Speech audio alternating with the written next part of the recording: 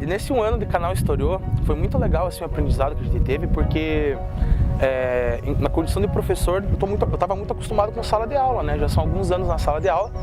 Daí, de repente, a gente começa a fazer produção de vídeo, produção de áudio, produção dos documentários também, das entrevistas e dos programas que deram vida ao canal Historiou. A avaliação que eu faço nesse um ano é que o canal Historiou, por mais que ele tenha limites técnicos, financeiros e também limites até mesmo práticos assim, de fazer, elaborar os programas, o canal Historiou para Ponta Grossa ele é um canal necessário, assim, porque como a nossa proposta é justamente contar um pouco da história de Ponta Grossa, falar um pouco das curiosidades em Ponta Grossa, eu acho que é um canal que ele veio justamente para cobrir uma lacuna que não tinha na cidade, né, de alguém, de historiadores, professores, que falasse um pouco da história de Ponta Grossa. Às vezes é um parto fazer um programa, cara. Como nós somos em três, né? E três pessoas que têm seus afazeres. O Marcondes está sempre, nesse período de 2018, estava estudando. Puta que criançada. A Juliana tem os afazeres dela nas escolas que ela dá aula em Castro, eu também tenho meus afazeres enquanto professor aqui em Ponta Grossa, mas por mais que seja muito difícil fazer os programas e muito trabalhoso, eu acho que a gente fez um puta trabalho no sentido de dar um pouco assim dessa história de Ponta Grossa, um pouco assim de visibilidade e também produção de material. A gente não está preocupado com as visualizações, se vai ter uma visualização de 30 mil, 10 mil, 5 mil, 1 milhão, mas é justamente produzir material. Acho que uma das maiores dificuldades que a gente tem no canal é principalmente administrar o tempo de nós três. Então, eu e o Felipe, a gente dá aula, eu dou aula em mais uma escola, o Marcondes é estudante, estava em fase de vestibular e administrar o nosso tempo era muito complicado. Então, sempre quando um podia, o outro não, os outros dois podiam, alguém não podia. Então, era bastante complicado administrar tudo isso. Era uma correria muito grande para fazer, a gente tinha às vezes muito pouco tempo. Fazer o vídeo, às vezes a gente lança um vídeo de 5 minutos, mas ele demora 4, 5, 6 horas só de gravação, sem contar o tempo de preparo de roteiro, de edição depois. Então, é uma coisa que demanda muito tempo e é uma coisa que a gente não tem. Então, administrar tudo isso é bastante complicado. Principalmente quando a gente chega em fases de final de bimestre, final de trimestre, quando começa a apertar a atividade dentro da escola, de fechar prova, de montar prova, de corrigir prova, de montar aula, de fazer revisão. Então, são coisas que dificultam bastante o trabalho com o canal. Algumas situações se tornam muito inusitadas. Por exemplo, quando a gente foi para a Capela Santa Bárbara, a gente não sabia exatamente onde ficava, a gente tinha uma leve noção de onde estava localizada a Capela Santa Bárbara, etc. E aí a gente jogou no Google Maps, mas o Google Maps ele não bugou no meio do caminho e largou a gente num lugar totalmente away. E o Felipe estava dirigindo, muito crente que está indo para o lugar certo, e a gente foi parar no meio do nada, assim, quando a gente viu estava chegando a Alagados, e teve que voltar alguns quilômetros para achar a bendita da Capela Santa Bárbara.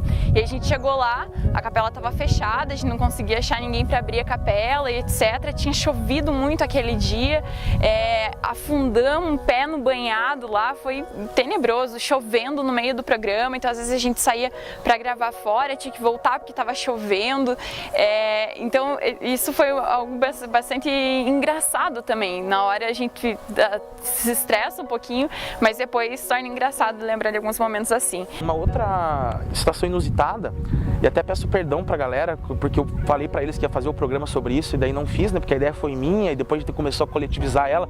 A gente ia fazer um programa no Clube 13 de Maio, que foi uma roda de samba feita pela Liga das Escolas de Samba e tal, e foi meio de última hora, assim, na louca, né, não, vamos fazer um programa lá, a gente pega os entrevistados na hora, faz a roda de samba, vai ser tudo legal.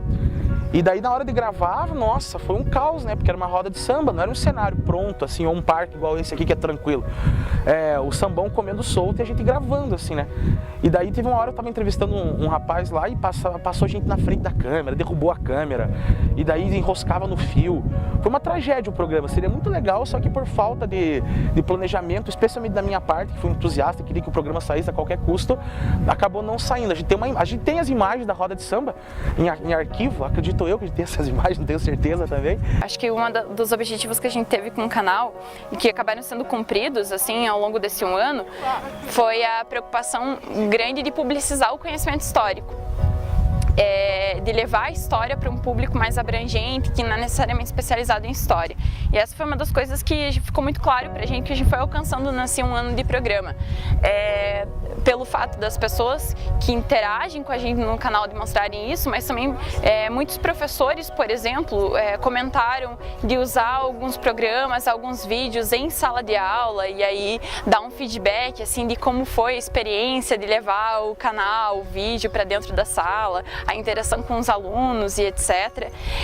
Outra coisa muito legal que aconteceu foi que o canal ele deu uma visibilidade muito grande para a ideia de que a gente está disposto a falar com o público sobre história. Então surgiram vários convites para participar de alguns programas de TV, de rádio, de documentários também, dentro da universidade. Acho que em 2019 a gente tem alguns desafios importantes. Primeiro, produzir o material de maneira mais cotidiana, assim, com uma rotina mais demarcada. Você pega em 2017, a gente produziu muito material até o mês de agosto e setembro, e depois, por conta de todas as atribulações e as tarefas que implicam em nossa vida profissional, o canal fica um pouco desleixado, né? Então acho que o principal desafio do canal em 2019 é continuar produzindo material, mas de uma maneira com mais rotina e uma maneira mais frequente. E eu espero em 2019 que as pessoas acessem o canal Historiou, que as pessoas desenvolvam ainda mais esse gosto pela história. E uma coisa que eu tinha muito assim em mente é tentar ampliar o canal Historiou do ponto de vista assim de participação com as pessoas mesmo, com o público, né? Sugestão de pauta ou de uma curiosidade dos bairros de Ponta Grossa, que eu acho que é uma coisa que a gente vai ter que avançar. Mas o canal está de pé e eu espero que 2019 agora, né, seja um ano de novas perspectivas e que o canal cresça ainda mais, levando essa história pública, então não só a história, mas também a cultura, dicas culturais, dicas literárias, que é um projeto que a gente está pensando. Já começamos a fazer um pouquinho isso também, mas o canal amplia um pouco mais a questão não só da história, mas também da cultura local, de dicas literárias, dicas musicais e também com parcerias, né? Vamos ver se a gente consegue estabelecer algumas parcerias, se não comerciais, porque é uma coisa meio, né? Mas parcerias assim com instituições e que possam ajudar a contar a história da cidade, a história do povo de Ponta Grossa, as curiosidades aí da cidade. Eu acho que é um desafio bacana a ser pensado em 2019.